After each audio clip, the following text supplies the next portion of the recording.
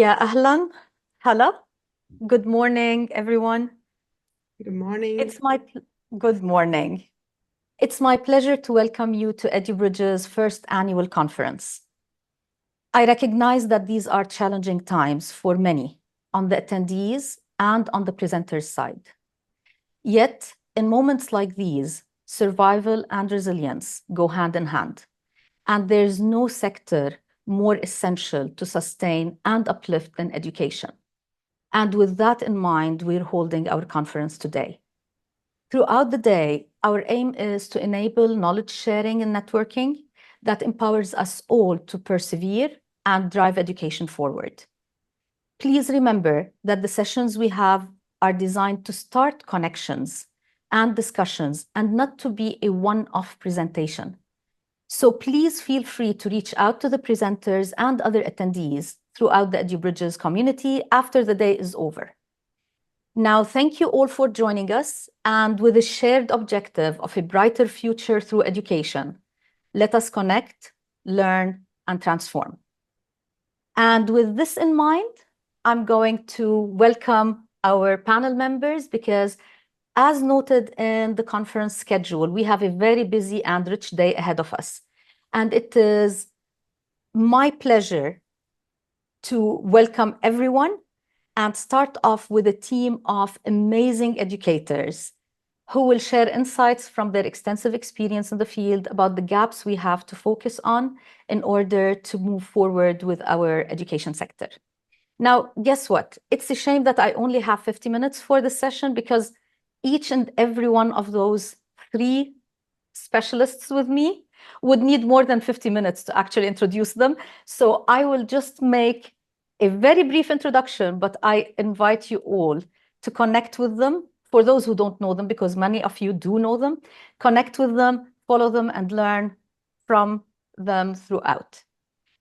I'll start with Dr. Arij Sayari. She's an associate professor at Zayed University. She's a strong researcher with extensive experience as a science teacher and a teacher trainer. She's also an expert in quality assurance and school accreditation. Mr. Ali Azzuddin, I'm sure many know him, بغنى عن التعريف, a veteran teacher and teacher trainer with a number of certifications, including International Baccalaureate and training from the back of the room, who has left his impact on the education sector through the multitude of trainings he offers in 3 languages, English, Arabic, and French. Yes? Yes. And then there is Ms. Rawan Ladawi, an EdTech lead at MEF International Schools in Turkey. She's an ISTE certified educator, an ASCD and ISTE community leader with an extensive experience in the International Baccalaureate in the region. And with this, let us start. Thank you. Yeah, ahlan. I'm going to start with the first question that I've always struggled with ever since I started my profession in the academic career. What are the main gaps that are being faced or that we face in the education sector and we need to bridge in order to move forward? It's always baffled me. And I'd like to hear your insights, each from your own perspective and from your own experience. If you don't mind, I'll start with Ms. Rawan. I'll go now in the other order. What are Okay. your thoughts? Hi, everyone. I've been in the field for a while now, more than a decade actually in education, and more than 7 years in coaching teachers about using technology and integrating technology and so on. And I worked in different programs. Throughout my experience, the most common gap that I've noticed is, and because I taught in different countries, different schools, different international schools. So what I noticed is the integration of technology and the access to technology have been one of the main gaps, actually.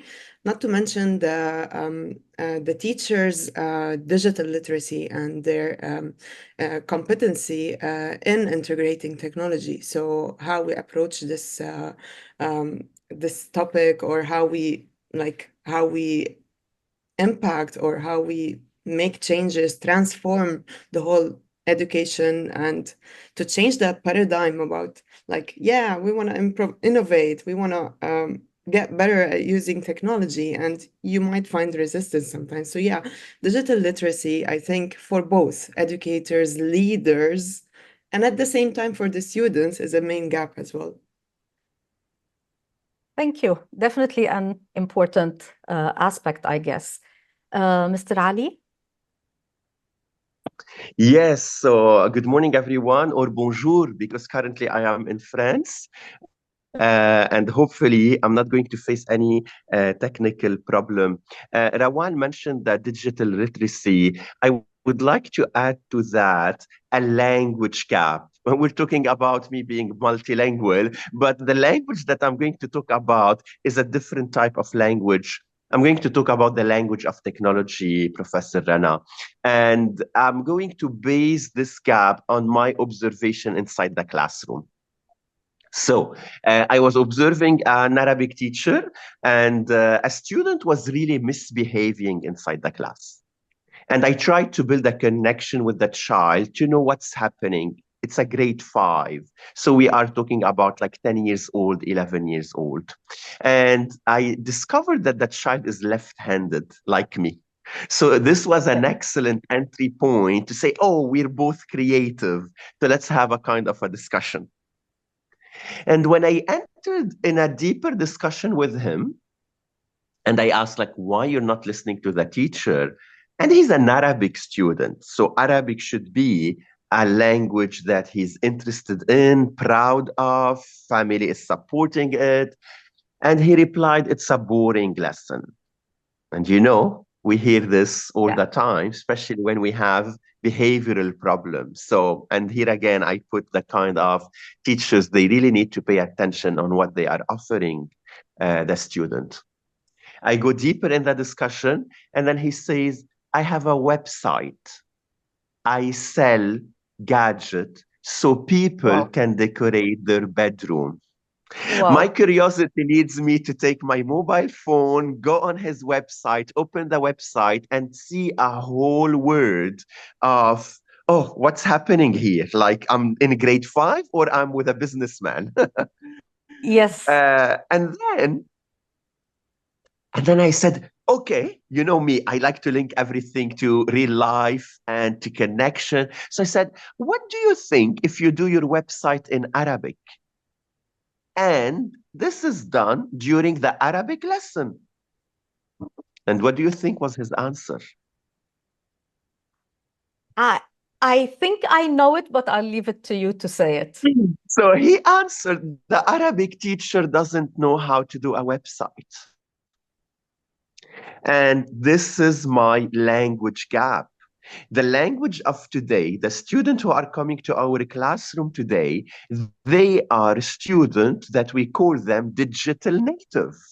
They are born and they know how to use the technology. They are born and they have a YouTube channel. They are born and they have a profile on Instagram. They are born and they are on TikTok. And so teachers, they need to learn this, a big gap between the two. Thank you, Ali. Dr. Arish. It's very interesting conversation, actually. And if I'm going to start with Rawan about the digital literacy, I totally agree that there's a huge gap. And also Ali emphasized a very important point, which is students, sometimes they are ahead of teachers in gaining those skills, which is really something we need to care about. Now, it's not only the digital literacy, it became also the AI literacy, which is even different than the digital literacy. It's depending more on the communication and the interaction between the students and, or we can say the human-computer interaction, which is something really new. And till now, I believe that we as educators are not up to date with all the AI applications that are there.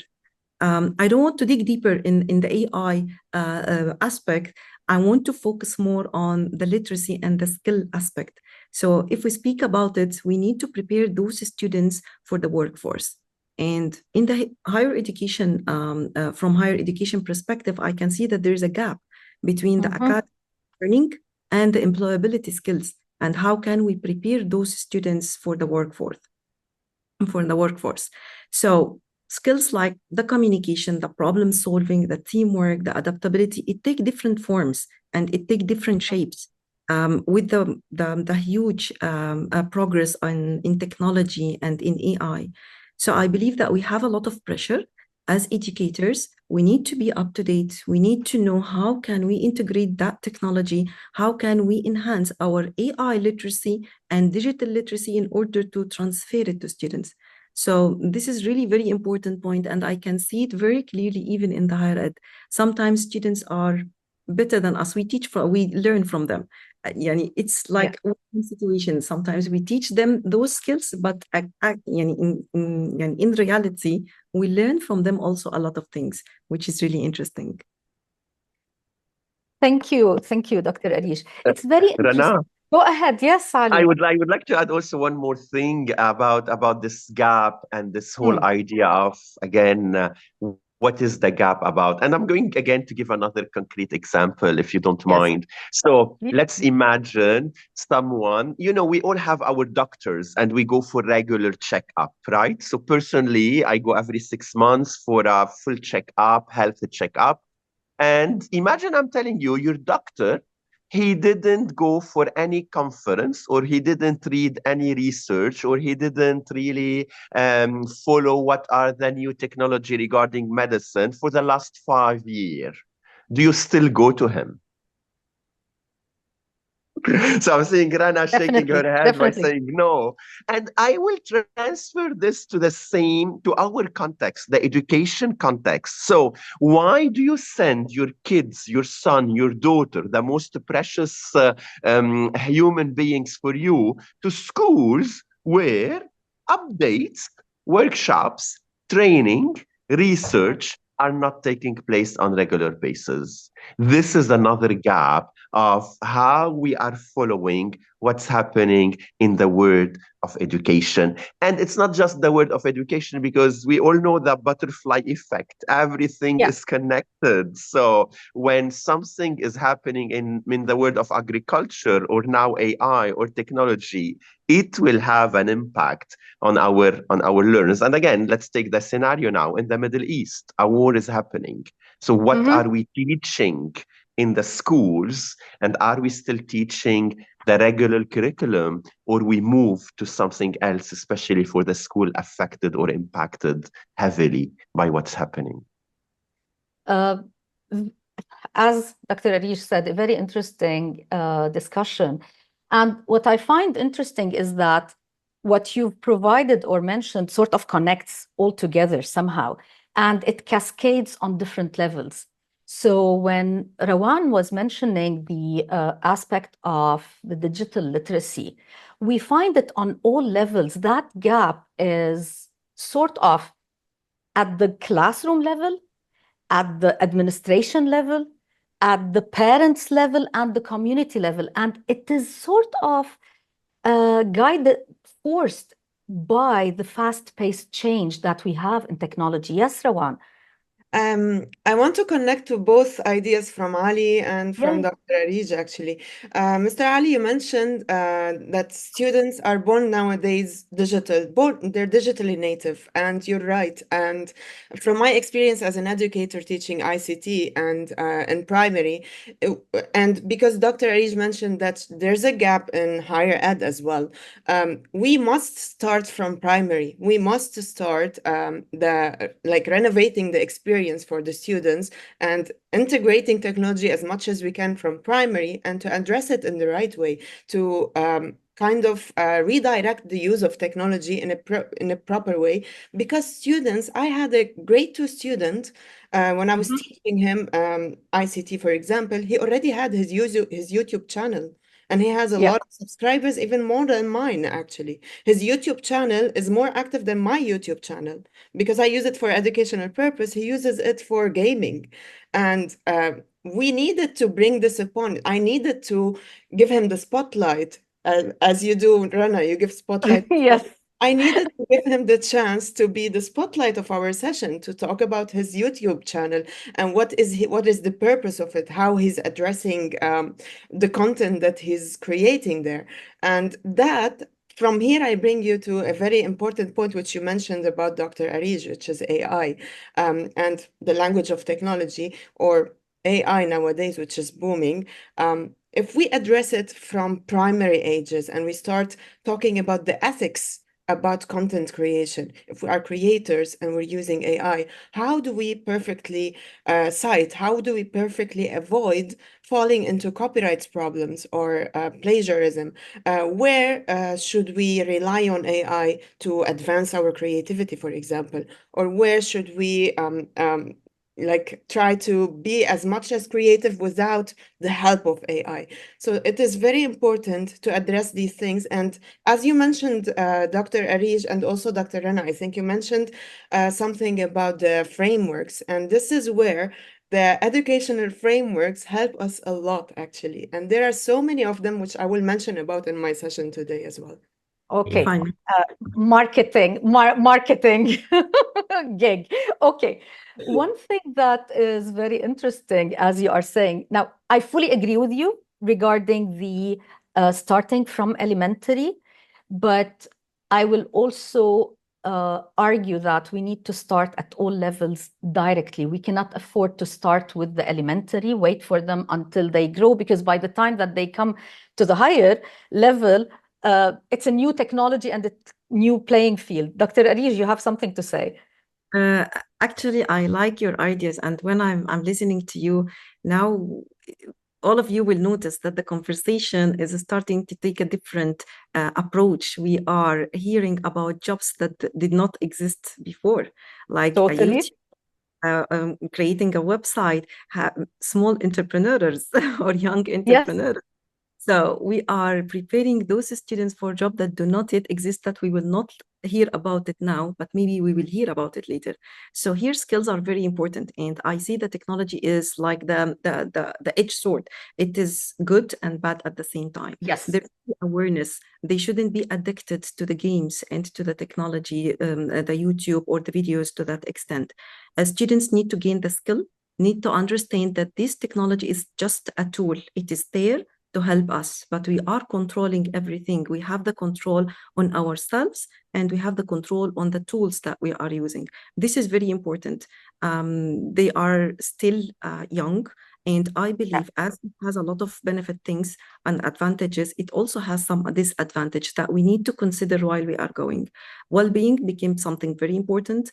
The cyber behavior, awareness, cyberbullying, avoiding being addicted, the mindfulness, how am I going to use it? Am I mindful about the time that I spend? Am I mindful about the way how I use that technology? These are very important in order to just get a generation that is healthy, thinking very well, and ready for the workforce at the same time. I find it so interesting that, again, it's cascading. And I was thinking when I first said this cascading aspect, there's the part which is the technology, the gap between technology and digital literacy and the users, whether they are students, whether they are parents, whether they are teachers or administrators or higher educators. And I really appreciate what Ali noted about the communication and the language. Because communication and language, one thing that I consider is we have that also that cascades on so many fronts. We have broken communication between all those stakeholders. And an interesting thing that you mentioned, Ali, is that one of the students said, my teacher doesn't know, the Arabic teacher doesn't know. Now, that's extremely important, but at the same time, where I find that things break down, a lot of Arabic teachers are doing wonderful things, but they don't know how to communicate it to the public and show what they are doing. So there are a lot who are not doing much, but many are doing wonderful stuff. I think we've all seen it in places and schools. And that's where I think we need to start thinking, how can we bridge these gaps between the university that's deciding on programs alone, the policymakers who are not talking with the teacher, the parents who are not involved, the students who don't feel supported by their teachers on occasions. Which brings me to my next question. The gaps, I think we can put a whole list, but what you mentioned cascades on so many fronts. How can we fill these gaps? What are your thoughts? Who'd like to take the first stab at that? Go ahead, Rawan. You mentioned something very important, which is the policymakers. Look, there are different ways of organizational structure. There's the flat and the hierarchy. And from working in different schools, I noticed that if you involve the stakeholders and particularly the teachers in writing the policies, then you are actually making them make the first step. You're pushing them to make the first into that change, into that transformation you are trying to project into your environment. And so there's this really cool thing we do in my school, which is the teachers are those who draft the policies of our school. Can you imagine? Nice. We collaborate together on writing the policies, and then we run it by the leaders who give the approval, and then we publish it on our website. I mean, that practice has, first, it involved the teachers, and now they know what is the policy about. Second thing, it kind of helps fill in the gap between like leadership or management or whatever that is, and the people on the ground who are dealing with the kids. And that is quite essential, actually. Also, not only this, in some of the policy making regarding like food safety, stuff like this, health and safety, you can also involve the students. And we have a committee that involves the students, the cooks, and the teachers at the same time. So if you involve all stakeholders in writing the policies of an institution, that makes it more agentic, you could say, for all It gives them agency. Yeah, exactly. It makes it more agentic. This is How one does I wanted to bring up on. How does this cascade or move down, trickle down? Does that apply also for students in the classroom? Creating some of their own class policies with AI and whatnot? Exactly. Like when we make up the essential agreements in the class beginning of the year, making up the rules, and that's what I do with the kids actually about like writing our own rules for using the technology in ICT, or even because we provide iPads in the class, so they write the rules with us about how we're going to handle the iPads and take care of them, and when should we use the iPads for learning, for creating, and not for this and that and that. They make up the rules, and then we make a digital contract with the kids, and then they sign it. This is one of the ways that you can create your own system within the class, and that's regarding technology, but you can also have it for other reasons, like the homeroom teachers can make their own rules and so on. Totally. Thank you. Ali, what do you have about that? How do you think we can bridge, with your experience as a trainer that is trotting the globe, how do you think we can bridge that? Look, it's when I gave the example, of course, it was not to generalize, and we all know that good things are happening. I totally agree. And again, some people are maybe my opinion, after 20 years of maybe being again around the globe, as you said, it starts with the self. It's the intrinsic motivation. It is you wanted to be the educator.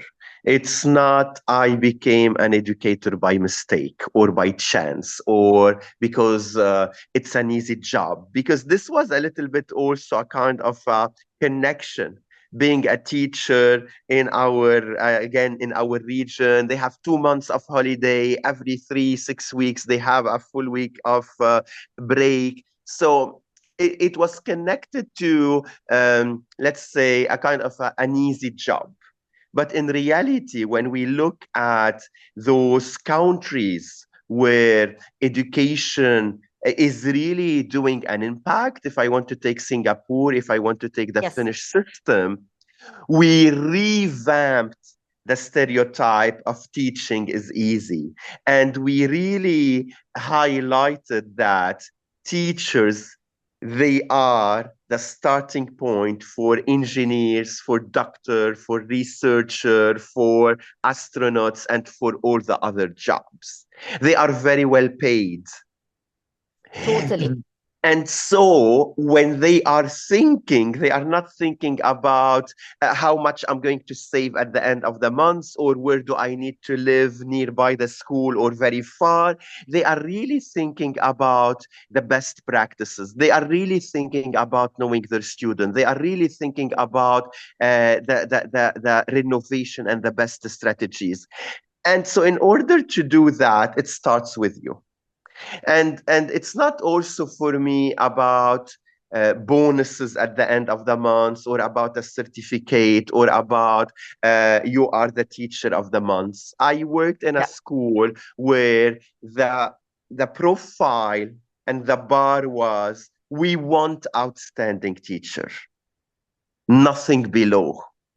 And so if you were below very good or good, we helped you as leadership team, and we supported you in the professional development and in any other field that you needed support in, so you become this outstanding teacher. And you had a kind of a 1 year, 2 year to show progress. Otherwise, maybe you had to go and to find somewhere else. I have to agree with you, and at the same And time, however, disagree.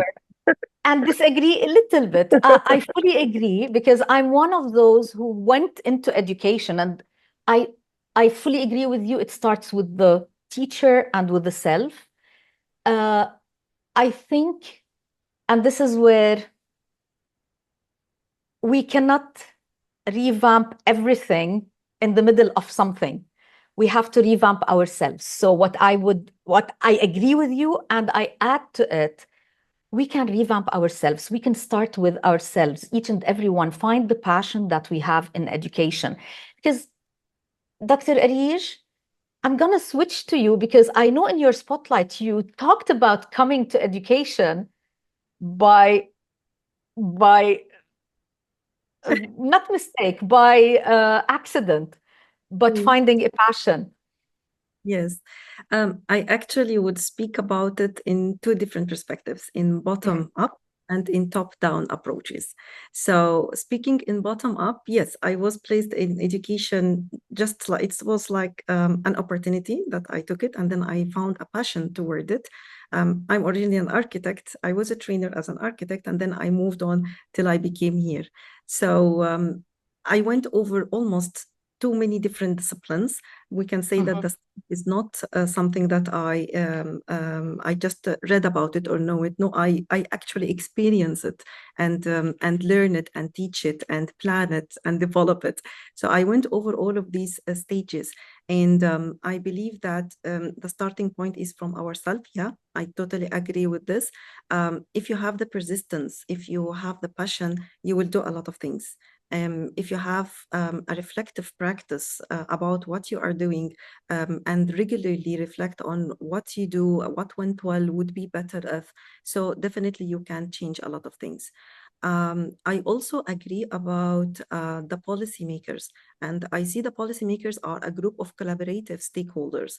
I'm working with the IEEE standards, developing the standards of the AI literacy, and we are around 20 members, and from different disciplines, psychologists, educationalists, engineers. A lot of people are met together in order to come up with one standard. So as you said, Rawan, the perspective of teachers, the perspective of the students, the perspective of the curriculum developer, the perspective of the principal in the school, all of these people need to be involved in developing that policy, or in creating that kind of policies. So if I speak about the curriculum needs to embed in it the employability skills.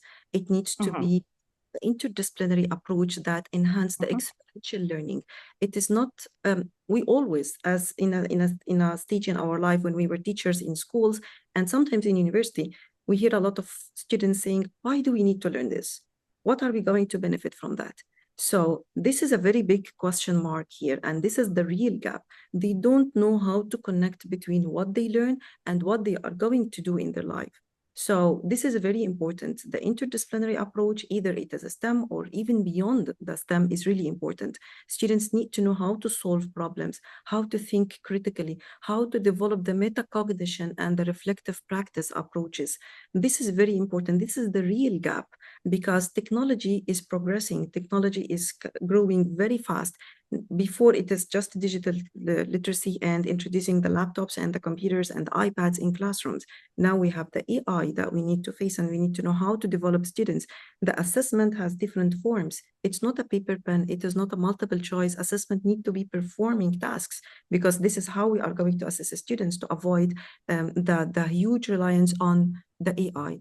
So it's very important also the partnership between schools and universities, as well as between universities and the workforce.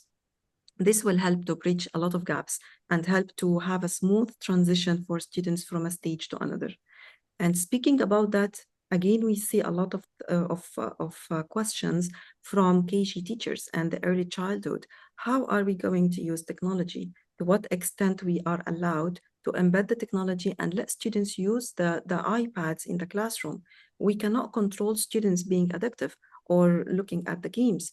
Now, when we go to the school corridors, we see a lot of students sitting and looking at their screens instead of playing in the playground. It's really important that as educators, we need to know that the technology, it's not only iPads or laptops or AI.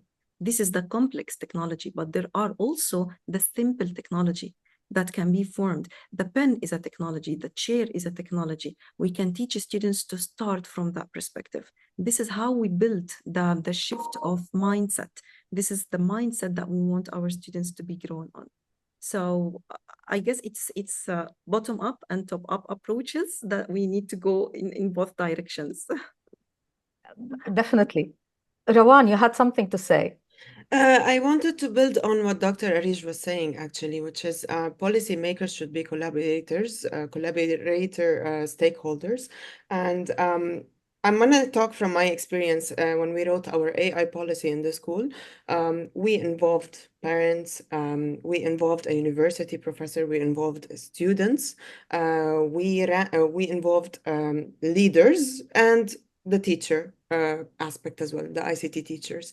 And what we wanted to do first was to study the audience that we have. So it is important that you test your, or to study what your audience knows. What are the things that the prerequisites about the AI, for example, and that was like the main topic, which is AI policy. So it's about AI. So we had to run a survey by the parents, by the students, by the teachers, and then we had to compare the results. And we literally made a research study where we studied all their answers and what are their thoughts about the use of AI. And we noticed that there's a huge fear of the use of AI coming from the parents, actually, because there's a misconception about like the AI tools and what everyone thinks that AI is just ChatGPT answering it and it's giving you the questioning it and it's giving you the answer. Everyone thinks this, but it's not just that.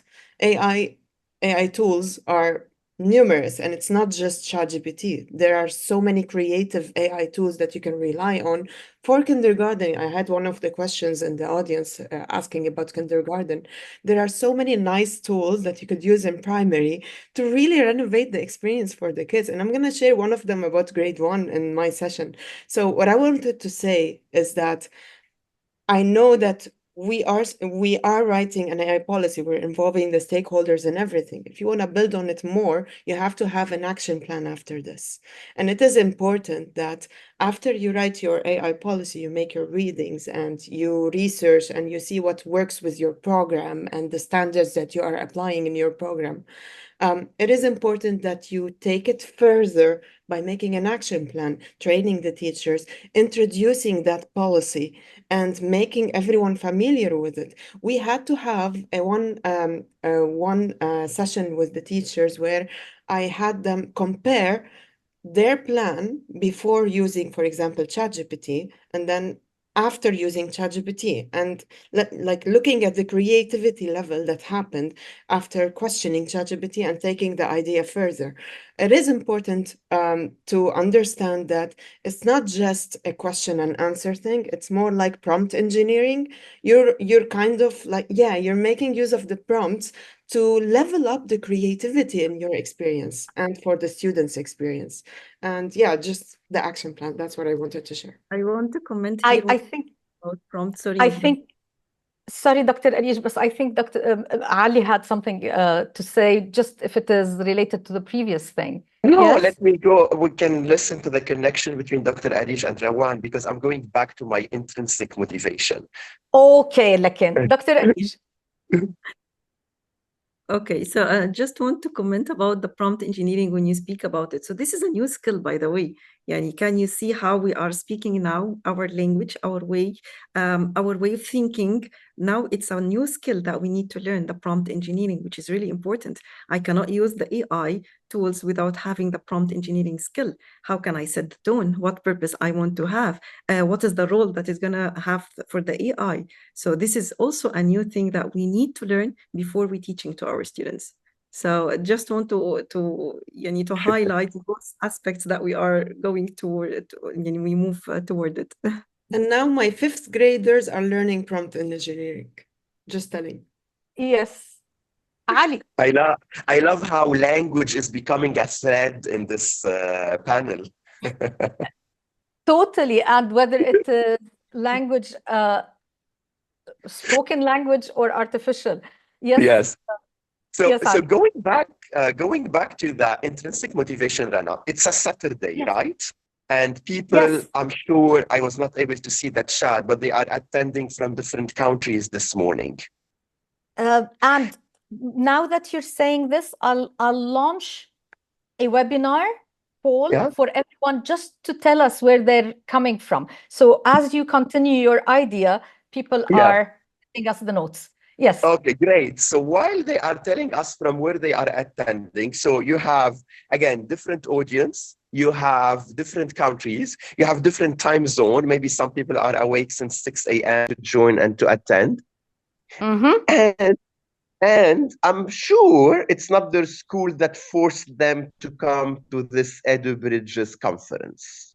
Totally. And EduBridges, after this panel, is doing an offering of sessions in Arabic, in English, for leaders, for teachers, with technology, without technology. And this is the whole concept of personalized learning, Rana.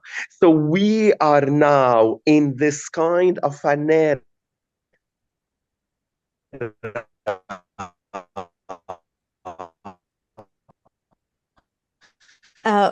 We love the fact we hear you.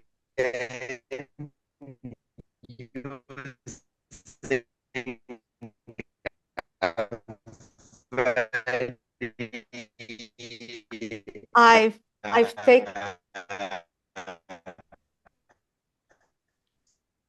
I'm taking, sorry for the connection. I know that it is, again, I'm trying to mute.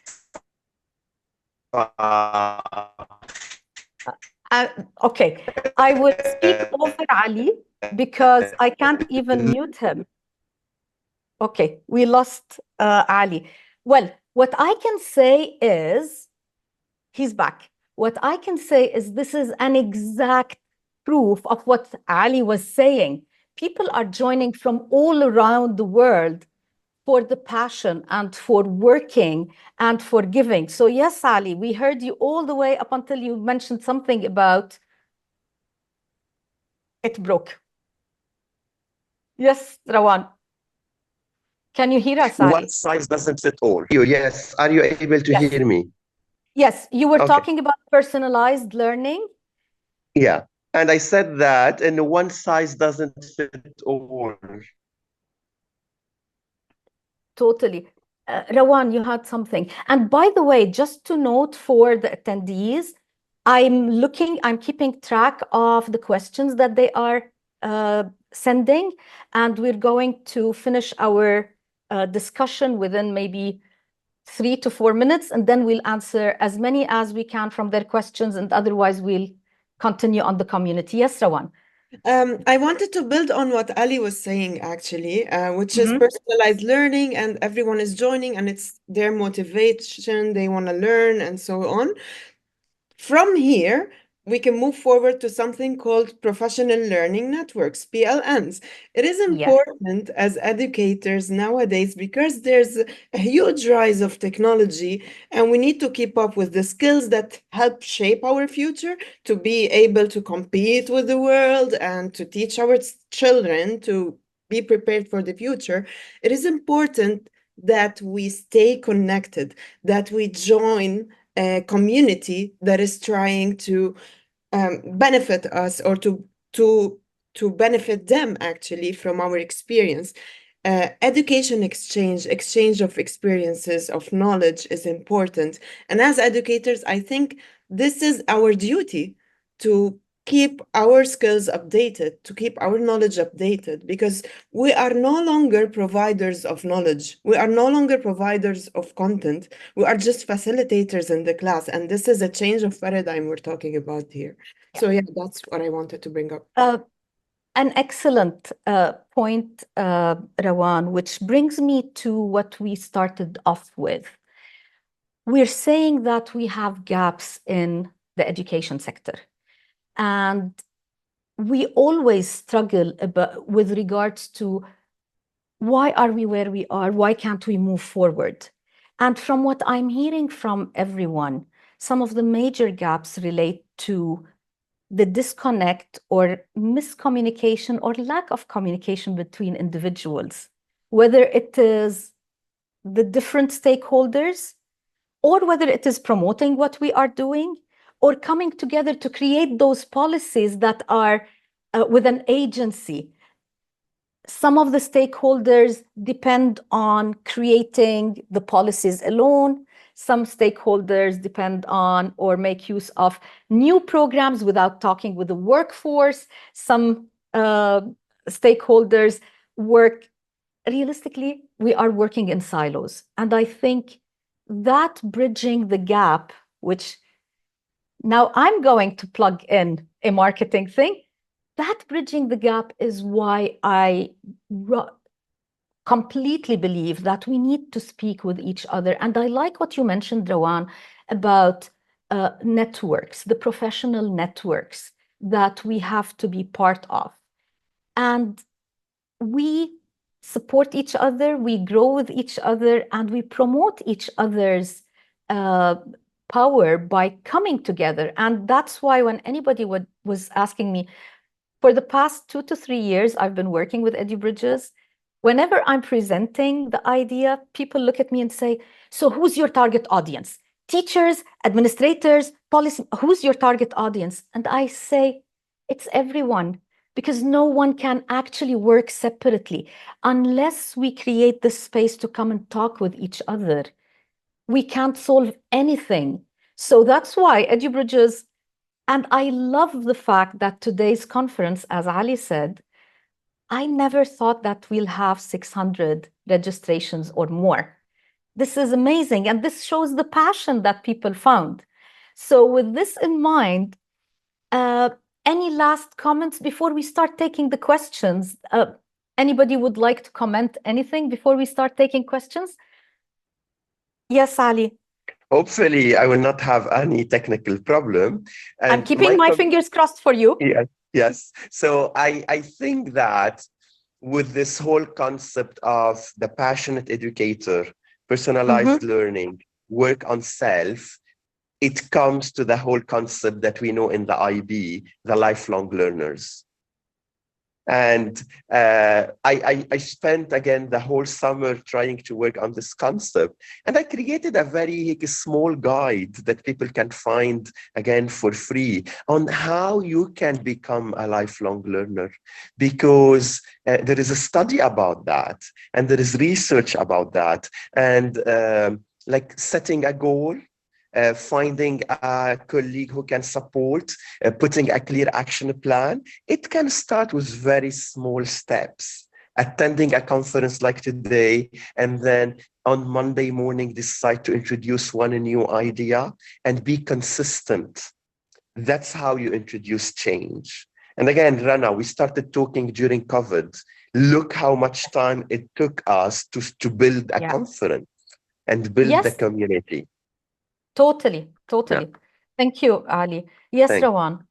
Building on Ali's idea, like how to become lifelong learners, how to stay on top of the game, research, and so on. This is one of the standards actually for international certifications.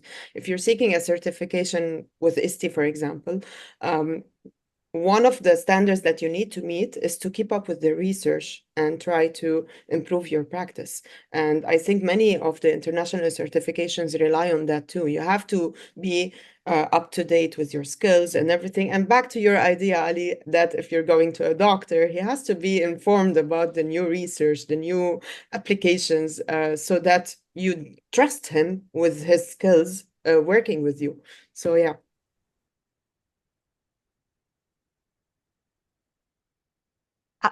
Dr. Arish, do you have anything to add? Just want to end the conversation about the theme of the conference, which is connect, learn, and transform. So here we are here to connect together, and we are learning from each other. And it's really important that we transform all of these things into practice, connecting theories to practice, as well as what Rawan and the same as Rawan and Ali said.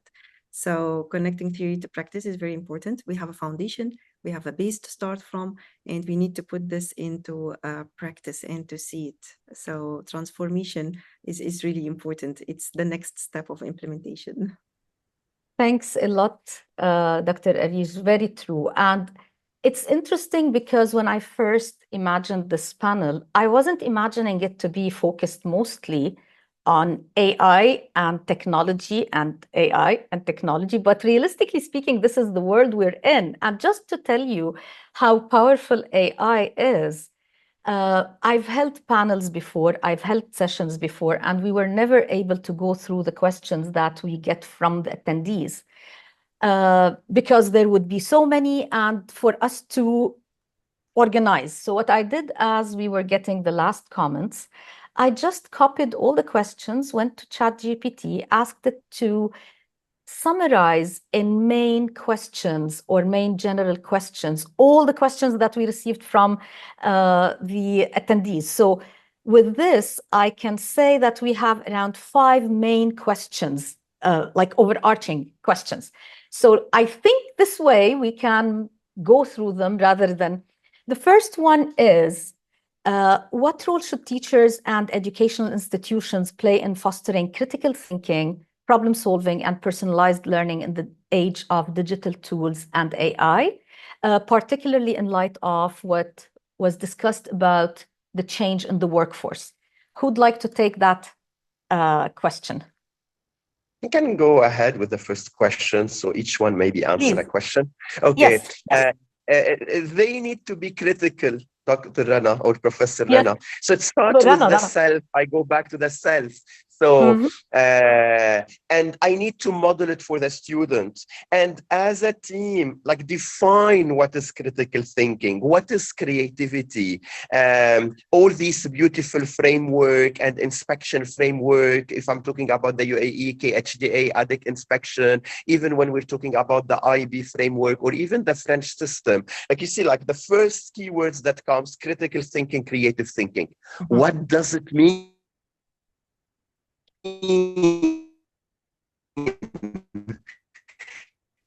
Define these two words, share that is sure, you will see a lot of creativity. Thank you, Ali. Got the message? Start with the Yes, yes. Okay. Totally. Thank you. The second question is, how can we support teachers in adapting to digital advancements? And I can already see the similarity in some of the answers. In adapting to digital advancements and managing their workload to prevent burnout while still delivering quality education. Who'd like to take that one? Can I? Yes. Okay. There's something really I wanted to bring upon, which is nowadays there's a job called tech coaching or edtech coaching, and this is not really familiar in the MENA region, I noticed. And many people don't know what is edtech coaching. Nowadays, with the rise of AI tools, with the rise of technology, and it's a pivotal like change that we need to do in our systems. And we need to restructure the jobs in our institutions, including like schools, universities. There should be some person who is responsible of training the educators, boosting the use of technology, trying to provide resources and so on. This is a job.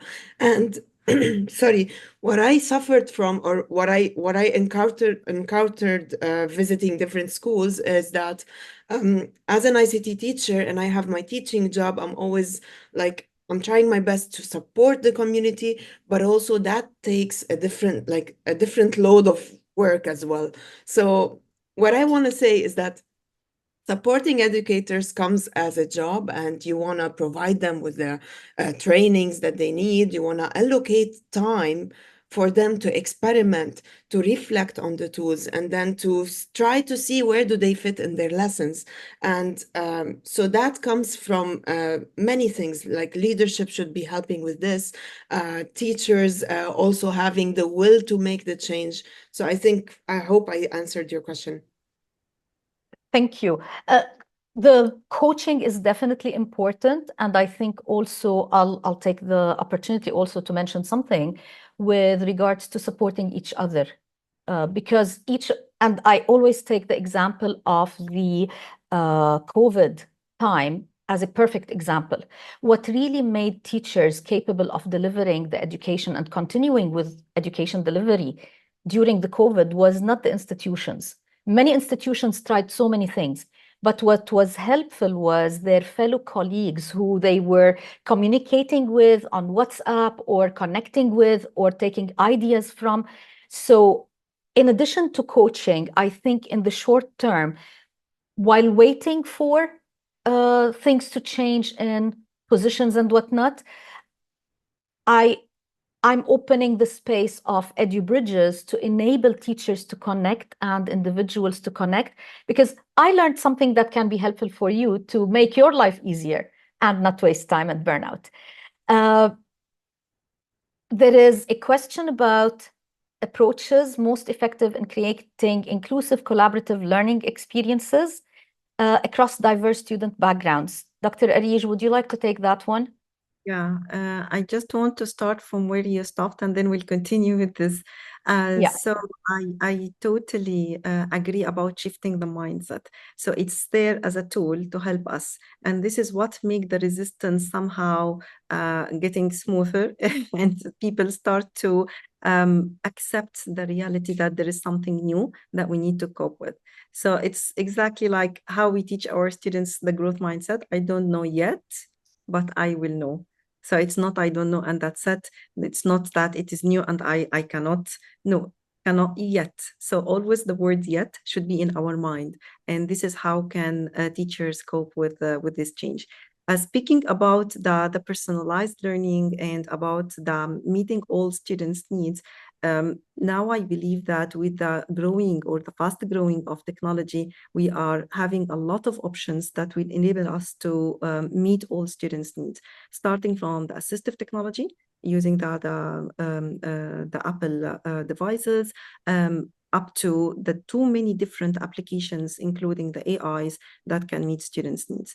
There is something which is really, I found it interesting, that now, in order to provide feedback to students, it's not must to be verbal feedback face-to-face. It could be written feedback. It could be a voice message feedback. It could be an audio recorded on their work feedback.